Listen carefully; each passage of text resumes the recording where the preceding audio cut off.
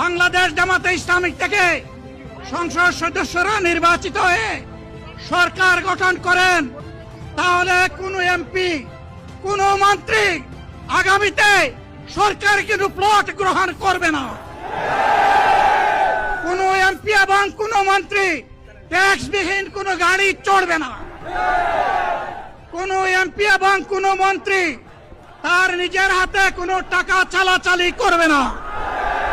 কোন এমপি এবং কোন মন্ত্রী যদি তার নির্দিষ্ট কোনো কাজের জন্য বরাদ্দ পেয়ে থাকেন, কাজ শেষ হওয়ার সাথে সাথে বাংলাদেশের 18 কোটি মানুষের কাছে তারা তার প্রতিবেদন তুলে ধরতে বাধ্য হবে। চাঁদা আমরা নিব না, দুর্নীতি আমরা করব না। চাঁদা আমরা নিতে দেব না, দুর্নীতি আমরা সহ্য করব না। এই বাংলাদেশটাই আমরা দেখতে চাই। যুবকদেরকে আমরা স্পষ্ট ভাষায় বলতে চাই, বন্ধুগণ, তোমাদের সাথে আমরা আছি।